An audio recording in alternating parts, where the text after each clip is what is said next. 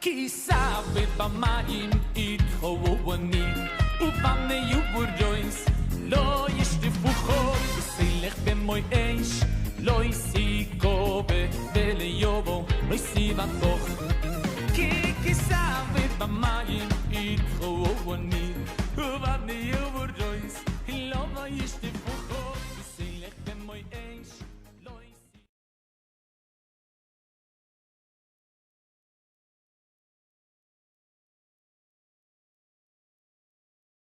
Hades TV Panamá y la congregación Hades Yameinu presentan el estudio bíblico de la semana con el Rosh Dr. Alexis Gómez.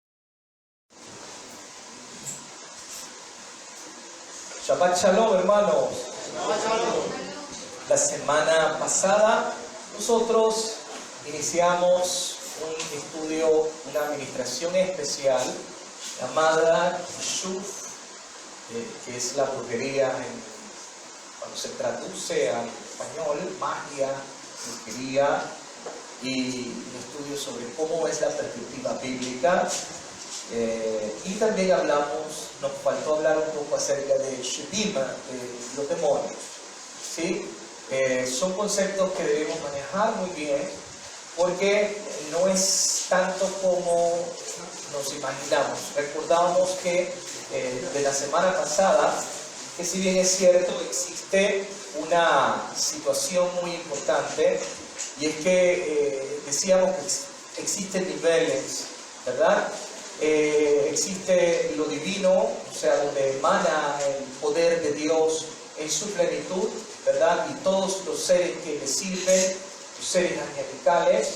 Luego hay un estadio que se encuentra entre Dios y el mundo. Ese estadio es lo que le llamamos, o la naturaleza, lo llamamos lo oculto. Existen leyes que Dios ha colocado en el mundo, leyes naturales, cómo ellas funcionan. Esta mañana yo leía una de las noticias que se envían, decía que, por ejemplo, los científicos hoy corroboraron que la ley, la teoría de Einstein fue comprobada, ¿verdad?, en un agujero negro, y que coincide.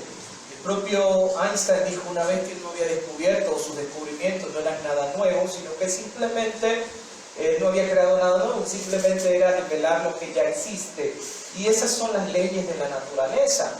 El mundo se rige por una serie de reglas, leyes que Dios ha establecido. Sin embargo, hermanos, hay un espacio, como decíamos la semana pasada, entre Dios, o la divinidad, y la naturaleza, con las leyes que Él ha establecido, que es el mundo de lo oculto. Dios nos dice que nosotros no debemos intervenir y debemos buscar esa naturaleza de lo oculto, ¿verdad? Porque es la única manera, a través de Dios, permitir que esas fuerzas existan, es para ver si el hombre tiene libre albedrío. Estoy haciendo un poco de resumen de lo que veíamos la semana pasada. Pero hoy la parashá es la parashá Pinhas del año 5779, y se encuentra muy ligada, ¿verdad?, a lo que nosotros hablábamos la semana pasada de la historia de Bilam, ¿sí? Dijimos que el próximo año nosotros vamos a preparar el estudio sobre la estrella de Jacob. Si nos da el tiempo y estamos todavía aquí, damos gracias al Señor que Él nos ha permitido estar hasta este momento en este lugar, agradeciendo a Él su bondad y su amor.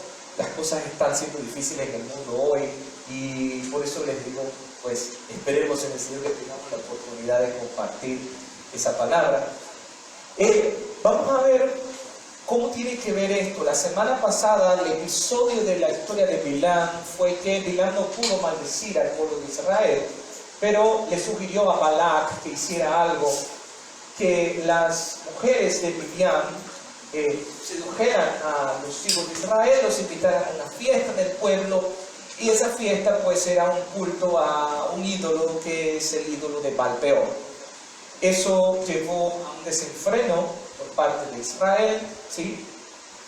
y es allí donde empieza una plaga, porque uno de los príncipes de Israel pues estaba cometiendo actos ilícitos con una princesa midianita, y es aquí donde entra Pinhas, o el nieto de Eleazar, y pues toma la venganza en sus manos y traspasa con su lanza, ¿verdad?, a Cozbi y a Zimri, ¿sí? Esa historia pues ya la conocemos, y el Señor en la parashá de hoy dice, porque Él santificó, usó la palabra santidad. De eso nosotros vamos a ver un poco, hermanos, para que podamos entender un poco de qué es lo que sucede, ¿sí? Sobre todo en este tema que estamos hablando de Kishuf y Shedim.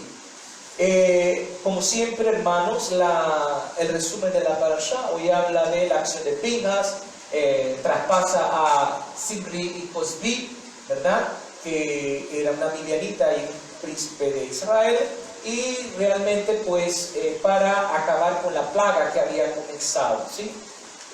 Habla del censo de los israelitas también, los que quedaron después de esta plaga. Habla de la división de la tierra prometida, cómo serían divididas la tierra prometida. Ya estamos casi terminando el libro de Bamidbar, ya vamos a empezar de Barí nuevamente. Habla del caso de las hijas de Zelofhat, que no es más que ocurre cuando todos los descendientes, no hay descendientes varones en cuanto a la tierra, que fue el caso de Zelofhat.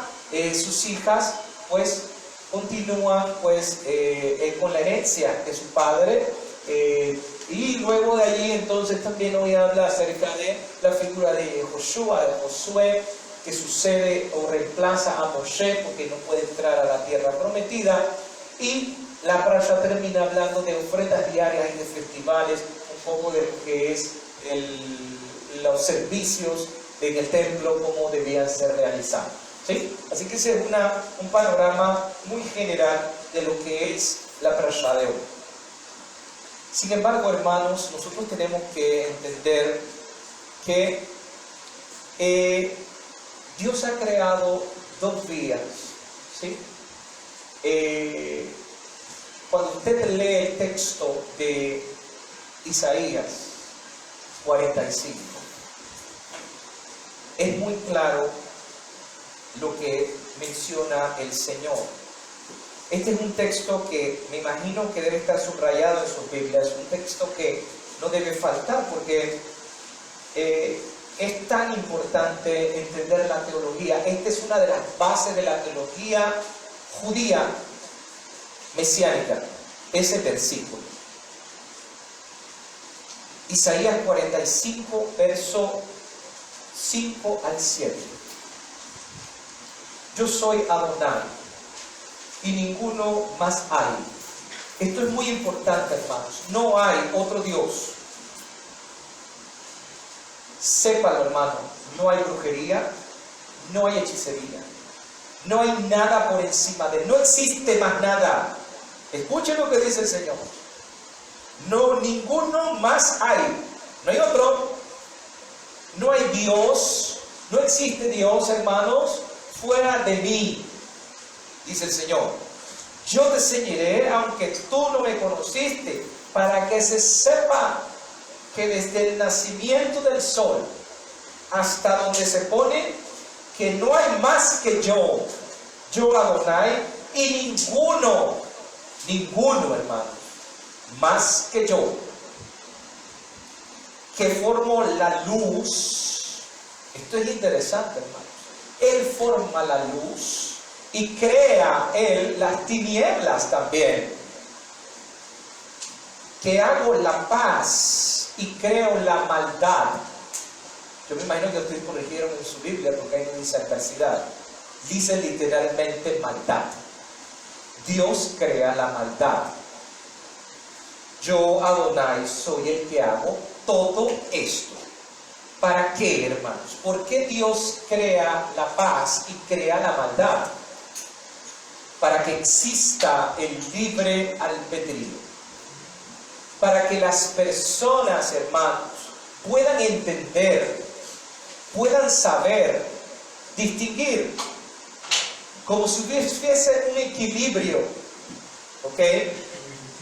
Para que las personas puedan elegir su camino. Por eso, dice el profeta, el Señor, por boca del profeta, en su momento, cuando le dice al profeta, le dice: yo creo las tinieblas, la luz y las tinieblas. Dios ha creado el mundo de lo espiritual hacia su camino, hacia lo que es la divinidad, a seguirle a Él, o el camino de lo oculto. Solo que el camino de lo oculto está subyugado o tiene que obedecer exclusivamente al que está arriba. ¿Sí? La pregunta es, ¿qué es lo que ocurre en ese ambiente? ¿Sí? Primeramente, hermanos, nosotros tenemos que tener en cuenta dos conceptos importantes. Uno es el concepto de Kedushá. Usted lo conoce, de ahí viene la palabra Kadosh, Kedushá, es el mismo concepto. Es santidad, que fue traducido como santidad, ¿no? En latín, sanctus, agios, en griego. Y ese camino de santidad, o lo que es la Kedushá en hebreo, significa, ¿ok?, intimidad. Tener una intimidad, cercanía, aproximación a Dios. Estar separados para Él, y al momento de estar separados puedo tener una comunión con Él. Pero existe el otro concepto que es contrario a el concepto de Kedushá, es el concepto de Tumá. Tumá, en hebreo, de ahí viene la palabra, los derivados tamé, cuando la persona estaba con lepra, ¿se acuerdan? Tumá significa, es el opuesto, es el antónimo de Kedushá. Significa distancia, desconexión. ¿Sí? Es desconectarme por completo de Dios. Es un tanto, la persona cree que se puede distanciar de Dios. Ahora, recuerden lo que dice el profeta Isaías: no hay otro Dios, no hay nadie más que yo. Yo creo en la luz, creo en la adversidad, creo el bien, creo el mal. O sea, el Señor lo abarca todo. Pero cuando una persona decide creer que ella puede anular a Dios, porque es una creencia, porque en realidad no es así, la persona no se puede distanciar. El propio Jonás lo vivió en carne propia, ¿no? Él creyó que se podía esconder de Dios, ¿ah? Entonces, ¿qué sucede, hermanos? La tumá es crear distancia, creer que me desconecto de Dios. Y entonces, ¿qué hace la persona?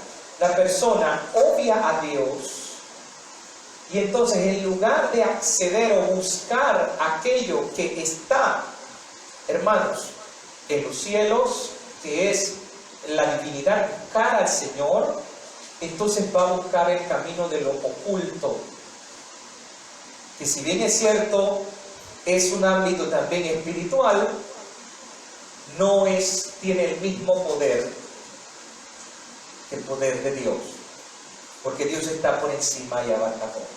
¿Sí? La Kedushá, dicen los rabinos, es la preservación de la unidad de los mundos.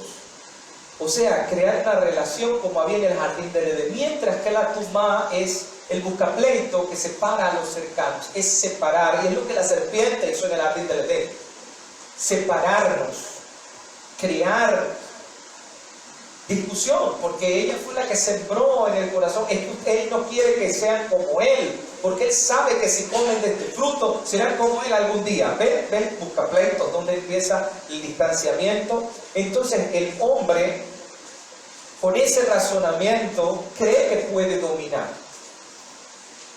¿Sí? Así que vamos entonces a ver un poco, cuando nosotros leemos el texto de la parashá de hoy, ¿sí? Y vemos un poco lo que sucedió en la historia de hoy, nos vamos a dar cuenta que tiene mucho que ver con lo que hemos estado explicando de la semana pasada. La parashá terminaba en el siguiente episodio, ¿sí? Moraba Israel en Sittim, dice la parashá anterior, leyendo ya un poco el final de la parashá anterior, y el pueblo empezó a fornicar con las hijas de Moab, las cuales invitaban al pueblo a los sacrificios de sus dioses, y el pueblo comió y se inclinó a sus dioses, cosa que está mal traducido, hermano. Ahora vamos a ver un poco qué quiso decir eso. Se inclinó a sus dioses. Así acudió el pueblo a Baal-peor, y el furor de Adonai se encendió contra Israel. La idolatría, ¿ok? Lo dijimos la semana pasada, es cuando usted deifica o le coloca cualidades de Dios, sea a un objeto o a una fuerza natural, y usted lo empieza a endiosar, colocarlo como su Dios. Eso es idolatría, ¿sí? Pero hay algo peor que la idolatría. Y como su nombre lo indica, en la parashá que leíamos, el culto a Baal-peor es el peor de todos, ¿sí? Cada idolatría, hermanos, a pesar de todo, cada idolatría tiene cierta medida de lógica, aunque usted no lo crea, ¿sí? Aunque usted diga, pero es que esas personas adoran un tótem, un ídolo, etc. Todas tienen algo en común, hermanos. Y es que, a pesar de que están equivocadas, el hombre termina venerando un ente superior. O sea, el hombre reconoce que existe alguien por encima, y él empieza a adorar ese algo, aunque sea algo equivocado, porque nosotros sabemos, como dice el profeta Isaías, no hay otro Dios, es un solo Dios, no existe más, ¿sí? Sin embargo, hermanos, cuando nosotros leíamos, ¿ok?, el texto del profeta, el texto de Números, y también leíamos un poco, ¿se acuerdan la semana pasada? Vuelvo a repetir el texto de la semana pasada, que leíamos, Deuteronomio, capítulo 4, versículo 19, que yo les pedí que lo subrayaran allí, que era muy importante. No sea que alces tus ojos, y viendo el sol y la luna y las estrellas, y todo el ejército del cielo, seas impulsado, y te inclines a ellos, y les sirvas, porque Adonai Dios los ha concedido a todos los pueblos debajo de todos los cielos. Ese concedido que está allí, ¿ok?, es la palabra halak, ¿ok?, está en hebreo, menciona el tratado de Avodah Zarah, o de los cultos idolátricos, que habla de cómo distinguir un culto idolátrico, página 55a, que Dios los ha concedido o los ha asignado. También significa los ha alisado, que quiere decir que Dios los ha preparado el terreno para que el hombre pueda cometer el error de adorar a los cuerpos celestes, al emplearlos como el medio a través del cual Él mantiene la vida sobre la tierra.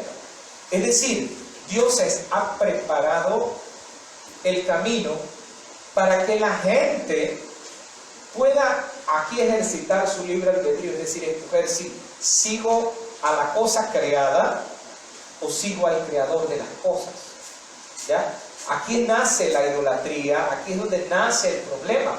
Sin embargo, hermanos, existe un culto, como ya habíamos dicho, mucho más nefasto, peor que la idolatría, porque por lo menos la idolatría reconoce a un ser superior, pero El culto de Baal-peor, que es mencionado en Números, como leíamos al final de la parashá pasada, y el inicio de esta parashá con la historia de Pinhas y el momento en que él libró, tomó para sí la venganza y mató a Zimri y a Cosbi. La idolatría de Baal-peor es una de las más difíciles y las más nefastas, las peores, por el ejemplo de Baal-peor, ¿no? ¿Sí? Hay en el Tratado de Sanedrín 64a, yo mencioné esto ya en este año una parashá, pero es bueno recordar y retomar algunos conceptos. Cuenta la historia de una mujer que empezó a idolatrar, empezó a buscar los ídolos de todo el mundo, ¿sí? Y esta mujer no judía estaba muy enferma, dice, y ella juró diciendo: si esta mujer, o sea, si yo me recupero de mi enfermedad, iré y adoraré a cada ídolo en el mundo, ¿sí? La mujer se recuperó, hermanos, ¿ok? Se recuperó. Pastor, pero ¿cómo es eso posible? Se curó. Sí, solo que hay un problema, hermanos. Las curas que ocurren por estas vías son pasajeras. Son para que la gente, ver si la gente realmente decide lo correcto. Dios tiene que equiparar esto para que la gente piense que realmente es a lo que ellos adoran lo que les está concediendo, porque si no, no habría libre albedrío. Si no funcionara, la gente ni siquiera seguiría al ídolo, ¿no? ¿Ok? Bien. Esta mujer se recuperó y procedió a adorar a cada ídolo en el mundo, pero cuando llegó a Baal-peor, a él mismo de la historia de hoy, ¿ok? Le preguntó a los sacerdotes: ¿cómo se adora este ídolo? ¿Ok? Y eso usted lo ve en la parashá de hoy. Ellos dijeron: bueno, uno come verduras y bebe cerveza y luego defeca ante el ídolo. ¿Ok? Dijo ella: prefiero yo, o sea, esta mujer, regresar a mi enfermedad antes que adorar un ídolo en esa manera tan semejante. Yo no quiero adorar un ídolo de esa manera. ¿Por qué? Porque el centro de Baal-peor radica en, como decíamos, en la práctica pagana de quitar toda autoridad, de buscar lo que represente la peor degradación, como lo es el excremento, ¿sí? Yo creo que usted analice algo. Hay algo que decían los antiguos allá en el interior, ¿verdad? ¿Qué decían cuando son entes que existen, no es que no existen, ¿no? Con los duendes, ¿qué decían? ¿Qué tenían que hacer con los niños? ¿Ponerlos a qué? ¿Y qué más? No, nada de defecar, no. ¿Qué más? Ajá. ¿Por qué comérsela? ¿Por qué simular que la comía? Es para peor.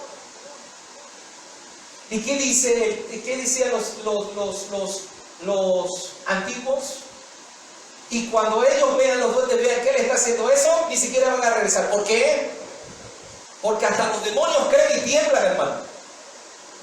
Aquel que se sienta y hace las veces que se lo come, el mismo duende está diciendo: este ni se somete a nadie, mejor me largo de aquí. Porque yo por lo menos me someto a alguien, pero este ni siquiera. ¿Ahora entienden? El mundo espiritual tiene una forma de funcionar. Y hasta los demonios creen y tiemblan. Y él ver a un niño comiendo de eso es como regresar y ver: este está practicando a Baal-peor. Y ese es el peor culto que pueda existir. Porque ese es no me someto a nadie, no creo en nadie y voy a hacer lo que yo quiera. Es desenfreno total. Ese es palpeor. ¿Por qué creen que aquí decía en la parashá de hoy, hermanos? Usted lee el texto. Claro, si no es a esos datos quizás usted no lo pudiese ver, pero miren lo que dice el capítulo 25, el número 25. Empezaron a fornicar, pero luego dice, versículo 2, invitaban al pueblo a los sacrificios de sus dioses y el pueblo comía y se inclinaba ante ellos. ¿Pero qué era inclinarse ante ellos, hermanos? Era ir y defecar sobre el ídolo. En pocas palabras, tú no eres mi Dios. Para peor es ya no creer en nada, que nada me puede sujetar. Y es algo muy peligroso. Cuando llegamos al ateísmo, porque ese es el punto del ateísmo, ese es el punto. Es el mal peor del siglo XXI. ¿Ya? La persona venera el desperdicio, aquello que ha dejado de lado y ha sido rechazado después que todo nutriente potencial se fuese extraído la sustancia. ¿Ok? La persona empieza a adorar los desechos.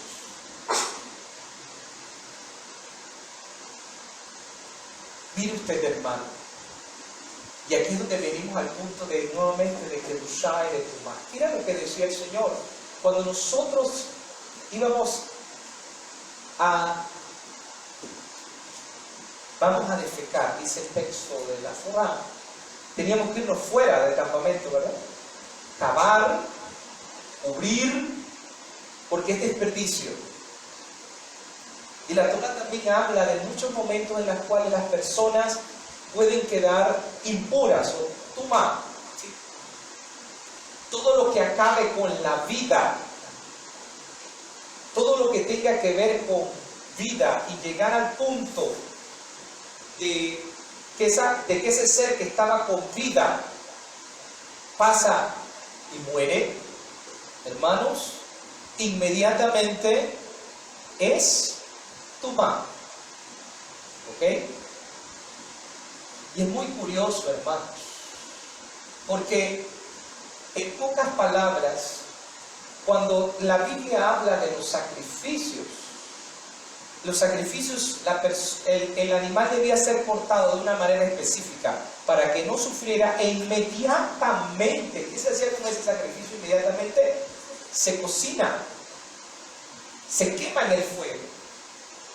Y ese principio hasta el día de hoy en muchos cultos de hechiceros y brujos utilizan también el sacrificio de animales, pero es para utilizar su sangre, ¿no? Y para que el sacrificio, pues, de una manera espiritual, pueda sellar los pactos que ellos realizan. ¿Sí? Entonces nosotros tenemos que entender esta parte. Cuando nosotros empezamos a entender que existen estos dos caminos y que el Señor dice que Él lo ha concedido a los pueblos, nosotros no tenemos, ¿verdad?, el permiso para utilizarlo. Existen, pero no debemos utilizarlos, porque nuestro camino, nuestros ojos deben estar puestos en el Señor, en Hashem, ¿okay?, que es mucho más poderoso que ese mundo de lo oculto.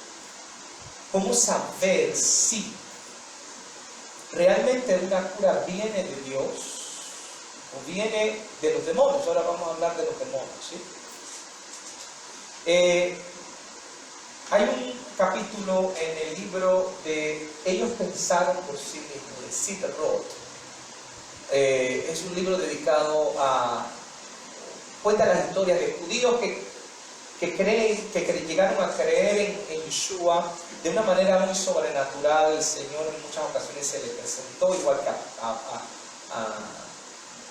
a Pablo. Esa es, por ejemplo, la historia de Jonathan Setter. Si usted escucha la historia de Jonathan Setter, el Señor se le apareció a Jonathan Setter.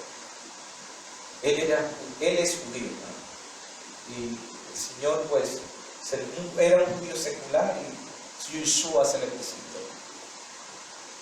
Así mismo, para abrir sus ojos. Y hoy ustedes escuchan su música, la ponemos aquí muchas veces, ¿no? Sin embargo, hermanos, en ese libro de Sid Roth, hay un capítulo de una historia que habla acerca de cómo distinguir si la cura es cierta o no. ¿Ok? Y hay que distinguir también, hermanos, que hay muchas personas, y esto es sabido por muchos hermanos, que hay muchos fraudes dentro del cristianismo, donde dicen que ocurren pseudo milagros. Y esto hay que tener mucho cuidado. ¿Ok? Los milagros existen, sí. Pero ¿qué dice el judaísmo? Los milagros son para los incrédulos, no para el que cree. Porque para el que cree, toda su vida es un milagro. Entonces, hermanos, debemos de verlo desde ese punto de vista. Hay 4 cosas que menciona Sid Roth en el libro. Dice, primeramente, ¿cómo distingo yo que realmente si ese milagro proviene de Dios, o el lugar donde yo estoy asistiendo proviene de Dios, o Dios no está allí? La atmósfera que envuelve el milagro es pesada, solemne y aterradora. Por eso, hermanos, yo no estoy de acuerdo con esto de que vamos a un servicio religioso y apago las luces, las pongo bajitas. Recuerdo un día que fuimos a un estudio bíblico y yo iba a predicar y luego dije, vamos a hacer oración. Y empezaron a apagar las luces, hermanos. Y la pusieron así, una música de fondo, hermanos. Entonces hay que tener mucho cuidado. Hay que tener mucho cuidado, hermanos. ¿Sí? En ese sentido, con este tipo de aspectos. ¿Sí? El escenario es sombrío, parece una sesión espiritista. ¿Sí? La gloria es para la persona que cura y no para Dios. Y esto hay que tener mucho cuidado. Porque las personas muchas veces se pueden decir, es que yo voy con fulano de tal porque si él no me unge, ya cuando empieza desde allí, hermanos, estamos idolatrando. Cuidado, porque quien sana es Dios, no nosotros. Empezando por allí, hermanos, la persona es exaltada. Hay un yugo increíble que viene sobre aquellos que están envueltos en milagros demoníacos. Pueden ser curados en su cuerpo, pero son enfermos y presos del alma. No tienen un crecimiento espiritual realmente. Su vida está llena de problemas. Se pudo haber curado de una cosa físicamente, pero espiritualmente lleva una carga. Produce tormento mental, depresión, perturbaciones mentales y pobreza que pasan a sus futuras generaciones. La pregunta es, ¿funciona? Sí. ¿Por qué, hermanos? Todo culto que no sea con Dios, cercano a Dios, aproximarme a Dios y me quiero alejar de Él y colocar en lugar de Él, hermanos, cualquier otra cosa ya se convierte en tumá. Entonces, ¿cómo ocurre el milagro? Por el poder de la tumá, del distanciamiento, de la lejanía, ¿ok? De Dios. ¿Sí? Entonces, la persona cree que puede dominar. Y es entonces cuando empiezan estas situaciones de las personas a muchas veces a utilizar ese mundo de lo oculto. ¿Sí? Dentro de todo lo que hemos sabido y conversado, hermanos, además del kishuf, hay que separar entre kishuf o lo que es la brujería y la injara o el mal de ojo o lo que es la codicia, la envidia. ¿Sí? Decíamos la semana pasada que Maimónides mencionaba que la brujería no existe. Y realmente Maimónides tenía cierto tipo de razón, porque la brujería no existe per se, porque no tiene poder alguno en realidad. Pero la gente utiliza el mundo de lo oculto. ¿De dónde viene eso? Hemos conversado ya cuando hablábamos de la Parashá Noah, que cuando en el capítulo en que habla que los hijos de Dios se juntaron con la serie de los hombres, es decir, los ángeles, según el Pirkei de Rabbi Eliezer, bajaron para honrar el nombre del Señor, le revelaron a las mujeres una serie de secretos de cómo funciona la dinámica celeste. Y en medio de esos secretos, que fueron revelados, de esa manera, entonces, ¿qué es lo que sucede? Que empezó a crecer en el mundo lo que nosotros llamamos la brujería. ¿Sí? Anjara tiene que ver con el mal de ojo, como ya dijimos, la envidia y la codicia. No tiene que ver con brujería o magia. ¿Ok? Ya hablamos de que el kishuf data de los tiempos de Noé. ¿Sí? Es practicado la tumá, es la impureza o la separación, creer que Dios no tiene nada que ver conmigo. ¿Ok? Y Dios aborrece esa práctica. ¿Sí? Como ya dijimos, los vigilantes, según Enoch y el Pirkei de Rabbi Eliezer, le empezaron a dar a los hijos de los hombres, ¿verdad?, una serie de técnicas, conocimientos mágicos y ocultos. Y estos, ¿verdad?, realmente lo que hicieron fue crear en la gente guardar una serie de informaciones, ¿ya?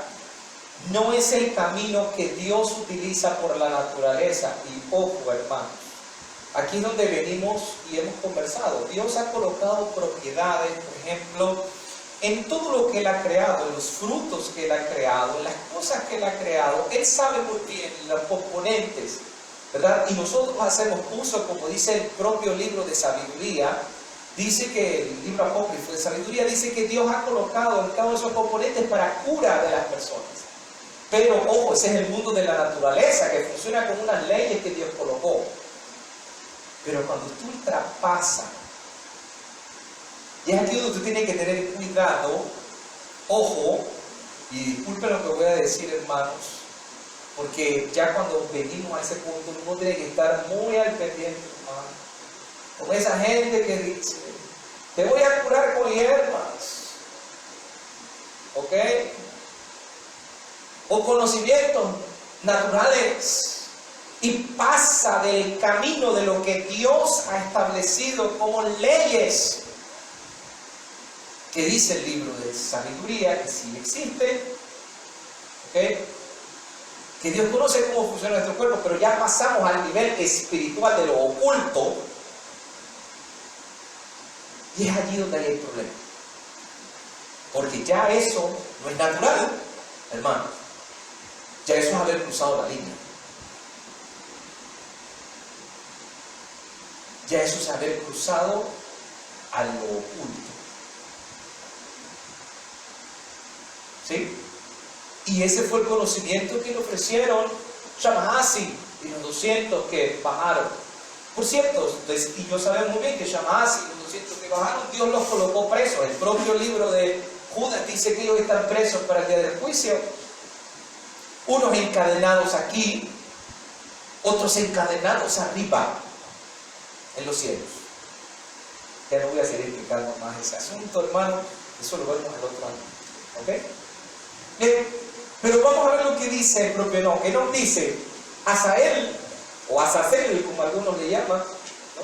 Se le suena a Azazel. Azazel es el demonio que está usted sabe que en realidad él fue colocado, él fue preso en el desierto, ¿eh? Está preso hasta el día final.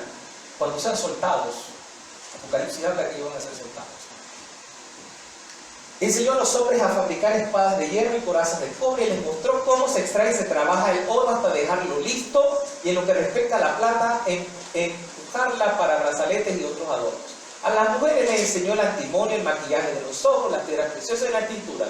Y entonces creció mucho la impiedad, y ellos tomaron sus caminos equivocados y llegaron a corromperse en todas formas. Ellos vinieron a ayudar a la gente para honrar el nombre de Dios, que eso fue lo que menciona el Pirkei de Rabbi Eliezer, y las mujeres los corrompieron a ellos. ¿Ok? Bien. Shamhasi o Shemihasa enseñó encantamientos y cortar raíces. Miren, esto no tiene nada que ver con las propiedades naturales de los frutos. Ya esto tiene que ver con hechizos y encantamientos. Miren, Hermione, ya les suena el nombre, ¿no? ¿Ok? A romper hechizos, brujería, magia y habilidades activas. ¿Para qué los signos de los rayos? ¿Ok? Cocaber, los presagios de las estrellas, porque Cocab significa estrella. Sequel, lo de los relámpagos. ¿Ok? Artakov enseñó las señales de la tierra. Shamsiel en los presagios del sol. Zahariel los de la luna. Y ellos comenzaron a revelar los secretos a sus esposas.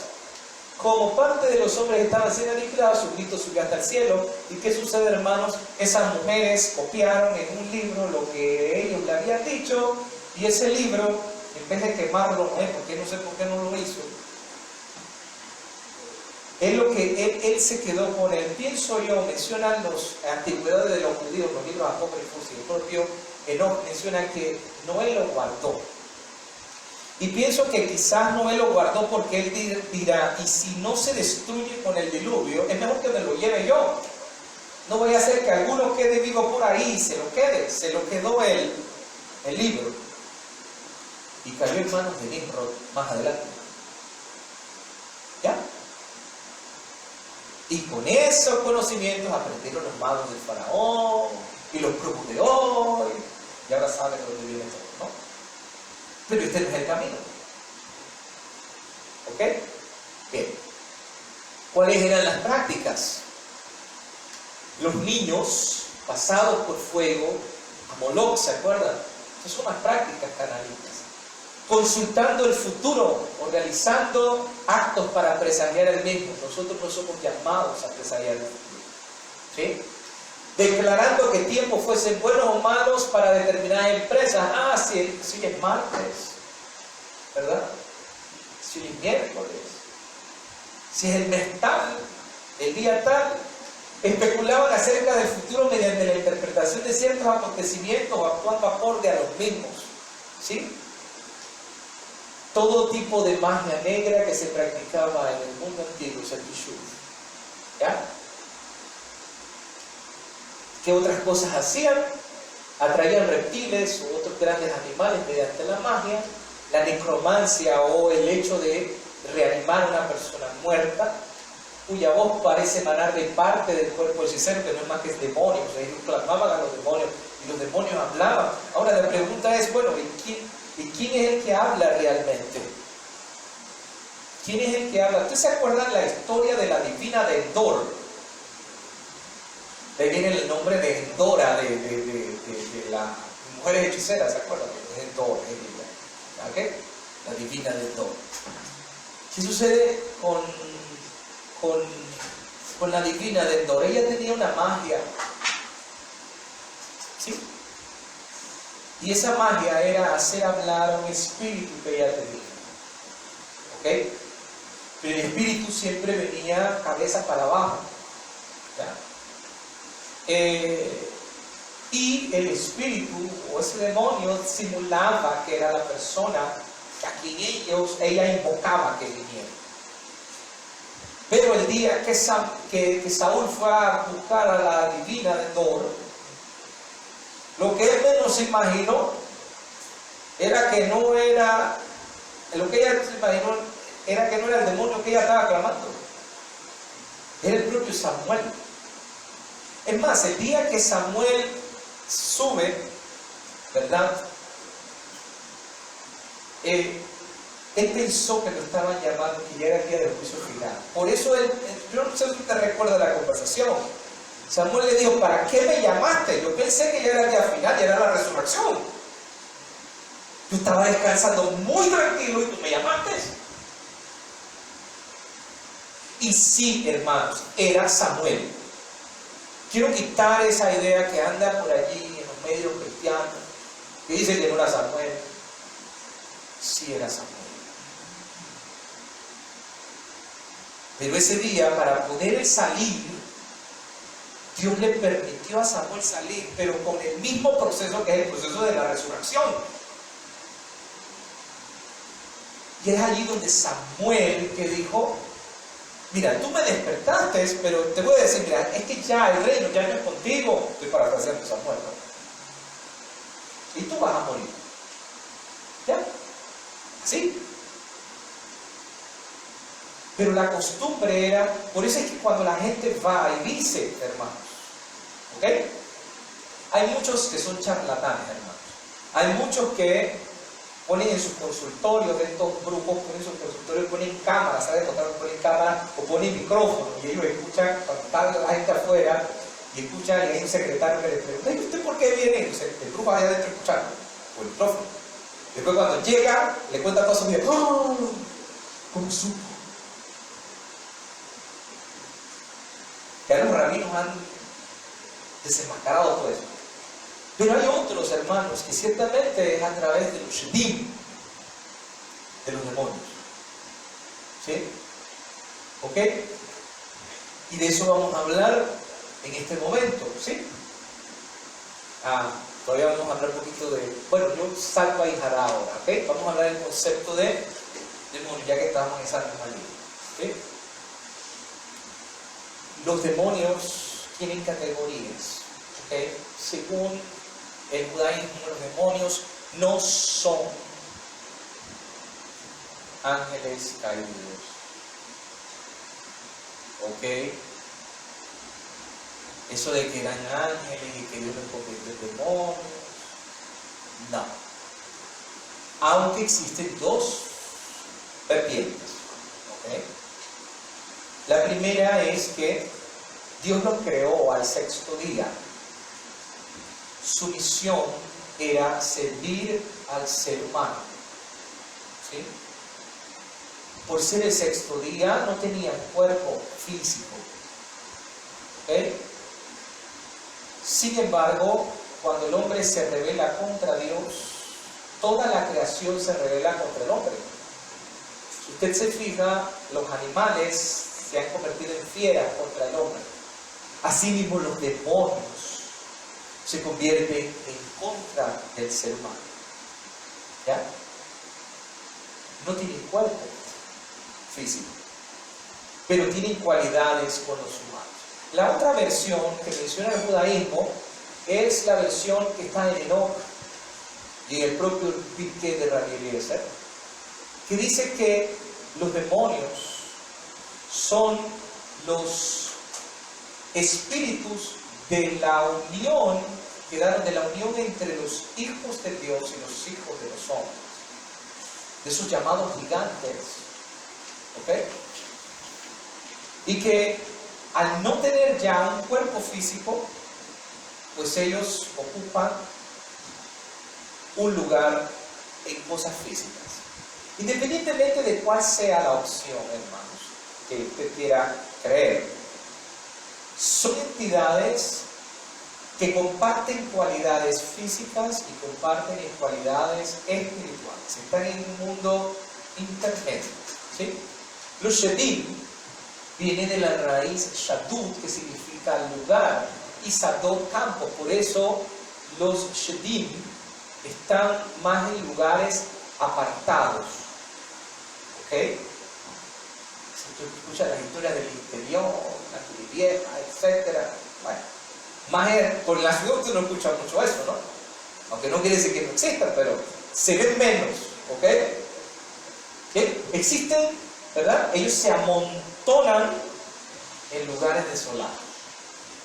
Existen varios tipos de demonios. Los Shedim y Seidim, que son los demonios que usted y yo a veces escuchamos en la Biblia, ¿sí? Los Rujot, que son espíritus no de Dios, ¿ok? Y los Mezquín, que son espíritus dañinos, ¿ok? Ellos tienen que, muchas veces para entrar en la persona, tienen que hacerlo por los orificios que tiene la persona, ¿ok? Boca, por la nariz, oídos, ¿ok? Se les puede considerar mitad hombres, mitad ángeles, ¿ya? Los demonios tienen características que comparten con los humanos, que son entes alados, son espirituales, no se ven, son entes alados, tienen alas, ¿ya? Pueden volar de un extremo al otro del mundo, pueden escuchar lo que se habla detrás del paroqueto, la cortina celestial, de lo que va a acontecer en el futuro. Ellos no predicen el futuro, pero ellos escuchan lo que hay en la corte celestial. Y esos bochinches se lo traen a los brujos. ¿Me explico? Comen y beben. Por eso le tienen que ofrecer sacrificio, hermanos.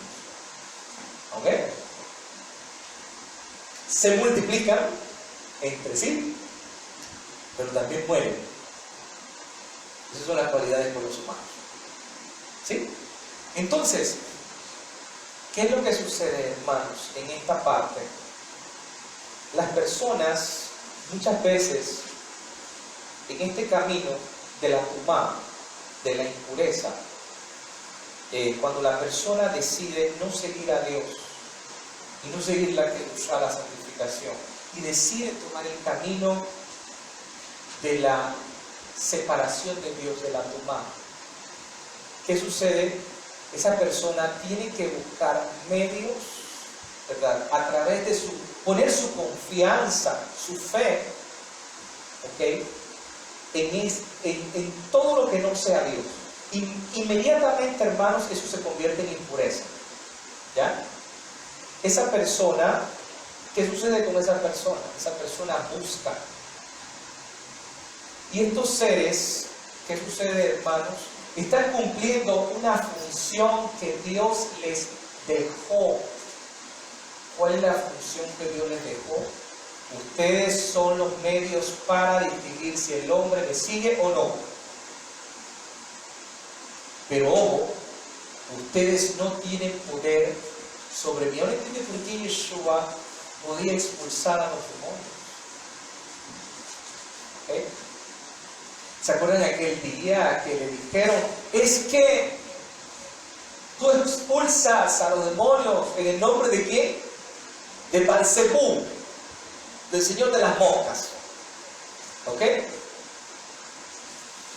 Y Yeshua, que le dijo a ellos, mira, una casa dividida no permanece. Mira, si Balzebú expulsa a su misma gente, ¿cómo va a mantener su reino entre comillas, en pie? ¿Ok? Entonces, hermanos, el único camino para vencer este tipo de situaciones que el propio Yeshua libera a este muchacho, ¿se acuerdan? Y él le responde a la gente para que vean que el dedo de Dios está aquí y que no es con brujería, es que es curado. ¿Por qué la gente empezó a criticar a Yeshua? Porque había una forma de exorcismo en los tiempos de Yeshua. Y había que mencionar una serie de oraciones específicas que hasta el día de hoy existen. No crean, en el poder no existe exorcismo. No en el nombre de Jesús, claro está. Pero existe. Inclusive cuenta la historia de que existía, Salomón era experto en esa parte, tiene un anillo muy especial, el anillo de Salomón. ¿Sí? Y con él expulsaba demonios. Ahora, el punto es, ¿será el anillo? ¿Serán los nombres que son mencionados? realmente lo que expulsa la maldad es seguir la voluntad de Dios. Por eso yo les comentaba, hermanos, si realmente hemos hecho un trabajo, y es aquí donde yo me cuestiono, ¿no? Es la pregunta, si realmente en el nombre del Señor Jesucristo hemos sacado demonios, ¿por qué tienen que seguir los cultos de demonios con las mismas personas? Si usted expulsó al demonio, ¿no? ¿Por qué regresa? No debería regresar.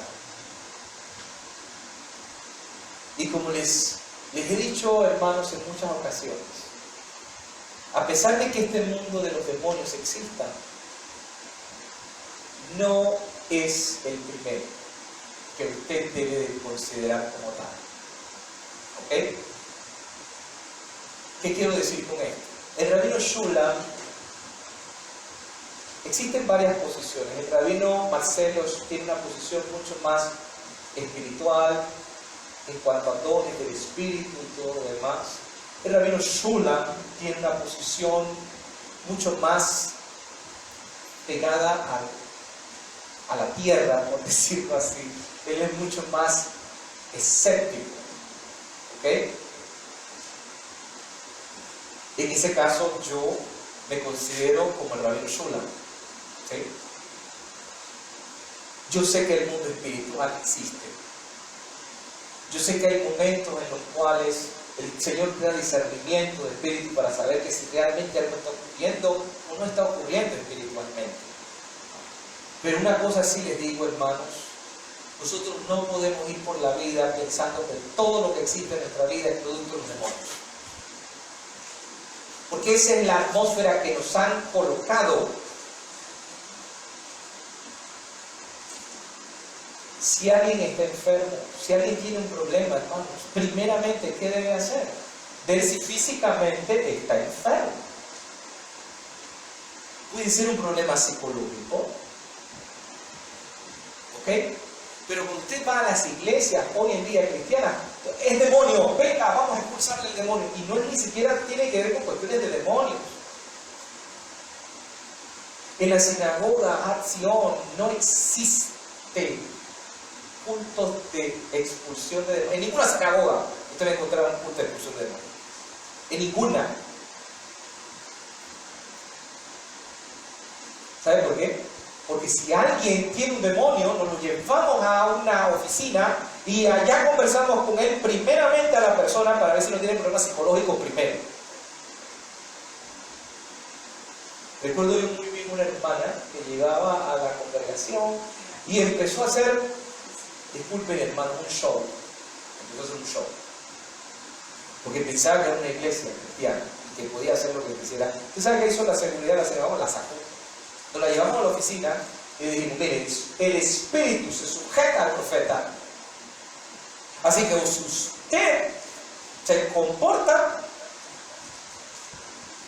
o realmente usted va a tener que salir de aquí, porque aquí esto no es usted hacer show. Si ustedes ven aquí no hay eso. Porque si bien es cierto, hermano, el mundo espiritual existe, sí existe, pero en muchos casos es emoción de la gente. Y tiene que ver con psicología. Por eso el judío dice que el último punto que usted puede pensar en todo un problema es el demonio. Es el último. Llévelo al médico, llévelo al psicólogo, denle una exhortación buena con la palabra. Porque puede ser su propia carne la que está hablando y no es el demonio, su propia carne. Hermano, es que ese es el punto. El demonio se aprovecha, es porque su vida Satanás está dominando en su vida, por eso es que él puede entrar. Le decía yo al hermano Justiniani que ese texto que habla acerca de que limpió y barrió la casa, ¿qué quiere decir? Que Yeshua dijo, y traiga 7 más, ¿verdad? ¿Por qué traiga 7 más? Porque usted mismo ha dejado que le expulsaron el demonio. y usted sigue haciendo su vida lo que usted le da la gana, su vida no cambia, ¿qué va a pasar? El demonio vuelve a regresar porque su vida está activado. ¿Cómo librar a la gente de las posesiones demoníacas? Que en casos ciertamente existen, porque están muy débiles espiritualmente, que es, trabajemos en la persona, en su vida, y verá, aunque eso va a representar un problema muy grande, hermanos, verá que los cultos de demonios disminuyen, porque ya no va a haber gente endemoniada. Ojo, no estoy diciendo que no exista, hay momentos que sí, y eso se puede distinguir, como ocurre con el caso del Al-Haraj. El Al-Haraj no es más que el momento en que usted codicia lo que otro tiene. Ese es el mal de ojo. Ay, el niño está ojeado, claro que está ojeado, porque usted está deseando su ojo, el ojo de la otra persona, está deseando, ay, si yo tuviera un hijo como ese. Ese es el mal de ojo. Ay, yo tuviera un carro como ese, y me chocan el carro.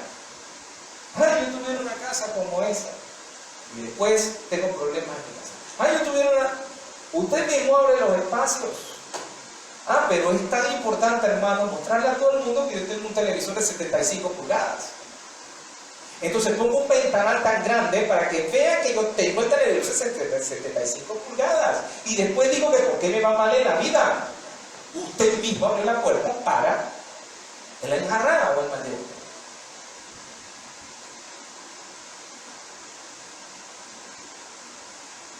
¿Y qué es lo que sucede? Y aquí es donde yo quiero hacer un paréntesis. Porque usted escuchará en el judaísmo que existe lo que se llama segulot, segulá, ¿no? Que es protecciones. Y no son más muchas veces que tarjetas con una fórmula menorá, unas letras en hebreo. No sé si usted las ha visto. Inclusive en la propia mezuzá. Hay gente que piensa y los toma como amuletos. Ojo, cuidado, porque entonces está pasando la línea también. Dios no nos ha mandado a hacer amuletos. ¿Por qué colocamos la mezuzá en la puerta? Porque esa palabra va a estar en mi boca, en mi corazón. Esa palabra gobierna este lugar que está aquí.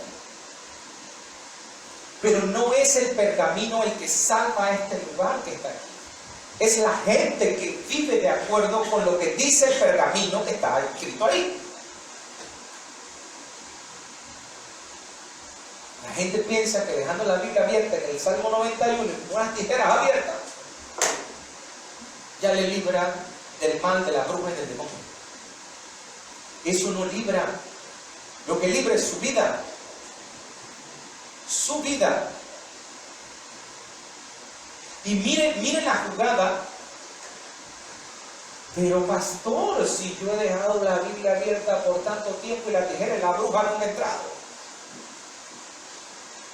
Claro, no ha entrado porque ella ya cumplió su cometido. ¿Cuál es? Usted le ponga la fe a la Biblia y la tijera. Ya ella cumplió su cometido. Porque usted sigue viviendo su vida como quiera. No importa, yo hago esto, hago aquello, pero la bruja no entra.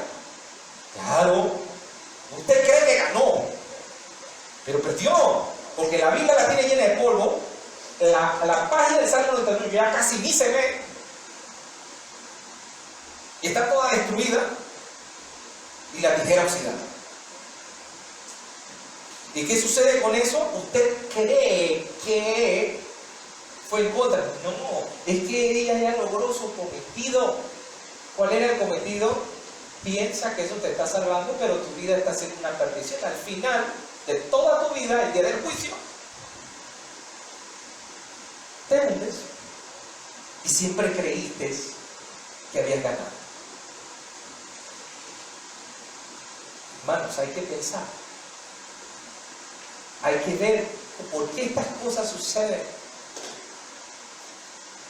La gran mayoría, dicen los rabinos, que han perecido son a causa, el 90% de las personas que están en el cementerio son personas que han sufrido problemas del hará, es decir, han codiciado lo que tienen otros, y cuando usted codicia lo que tiene otro, usted abre la puerta para que cuando otro codicie lo que usted tiene, caiga sobre usted. ¿Sí? Consciente o inconscientemente nos hacemos mal de ojo a través de la envidia y de la maledicencia, de la Lashon Hara también. Cada día está más demostrado que el 80% de las enfermedades son psicosomáticas, haciendo la Lashon Hara sobre nosotros mismos, o sea, hablando mal de nosotros o enviándonos a nuestra mente mensajes negativos sobre nuestra persona. Estamos practicando sin saber una especie de brujería, no es brujería, es una especie de brujería que da por nosotros mismos. El propio Inhará, el decir, hermano, ay, si yo fuera como fulano de tal. Solo con decir, si yo fuera como fulano de tal, usted se está automaldiciendo. Y se está echando una porquería usted mismo. Ah, no, pero usted está buscando quién me echó la porquería, pues usted mismo. Ay, pero es que yo no tengo nada, es que todo el dinero me llega y se va de una vez. ¿Por qué? Usted mismo.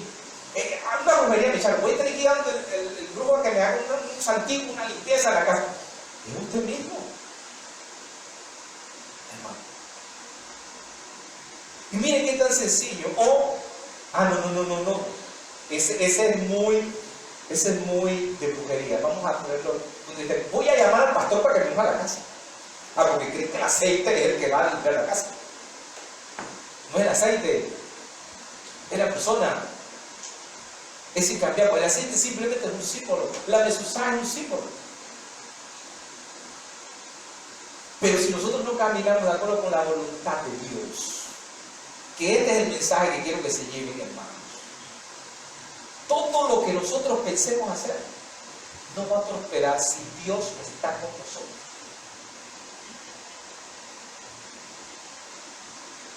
Y es aquí donde le abrimos las puertas a lo oculto, y que las brujerías y todo lo que hacen las personas funciona. Es allí donde nosotros tenemos que hacer un alto y preguntarnos, ¿cómo yo estoy espiritualmente? ¿Qué estoy haciendo? ¿Me he alejado de Dios? ¿He dejado de orar? ¿He dejado de servirle? Y las respuestas van a estar, porque les voy a decir algo, hermanos. Primeramente, Dios no envía una prueba si ya Él mismo ha ideado la salida antes, hermanos. ¿Ok? En pocas palabras, si usted está caminando de acuerdo con la voluntad de Dios y Dios le pone una prueba, Él ya creó la salida para esa prueba. O sea, usted confíe, simplemente salga pulido de esa situación. Pero si por otro lado no es una prueba y es consecuencia de su pecado, entonces sí tiene que hacer una evaluación. Porque ¿cómo yo distingo si es una prueba o es algo que es producto de mi pecado? El único que tiene la respuesta es usted. Es el único que tiene la respuesta. Usted es el único que sabe cómo está su vida, cómo está su relación con Dios. Y ahí usted podrá distinguir, ¿no? Pero si yo estoy siguiendo, estoy haciendo lo posible, quizás me falta mejorar en este aspecto, en aquello, y distinguir si me está pasando como a Job, que se me está probando, aunque también fue consecuencia de por haberse quedado callado aquel día y no haber dicho nada, y el que calla otorga, con los magos del faraón, o si realmente es mi vida. Entonces, hermanos, son cosas que debemos ver. El remedio más efectivo contra el mal de ojo, el Inhará, es comportarnos con modestia, con bondad hacia el prójimo y reconociendo sinceramente a Dios por todas las bendiciones que gozamos, por lo mucho o por lo poco que tenemos, darle gracias a Dios y ser felices con lo que tenemos.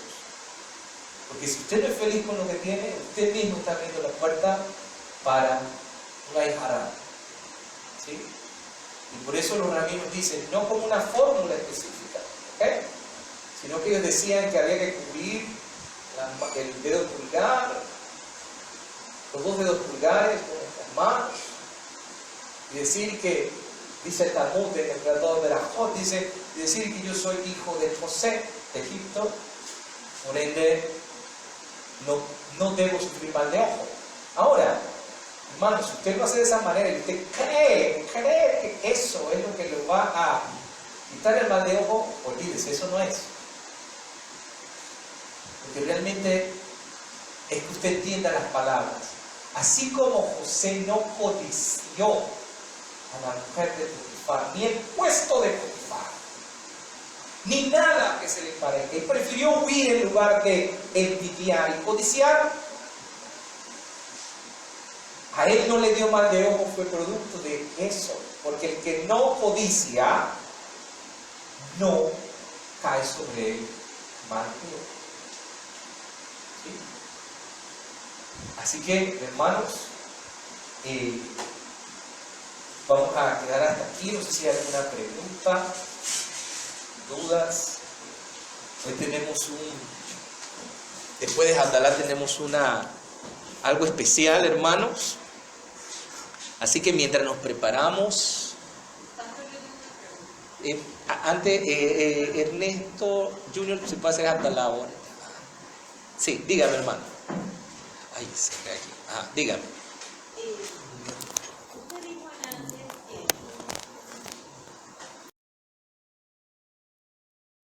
que el Ministerio Renovar Nuestros Días es un ministerio de instrucción bíblica sin fines de lucro constituido para el apoyo de la iglesia local, promoviendo la enseñanza bíblica, la edificación del cuerpo del Mesías y auxiliando a la restauración de la iglesia con base en los principios bíblicos vividos y promulgados por Yeshua, Jesús y sus discípulos en el primer siglo.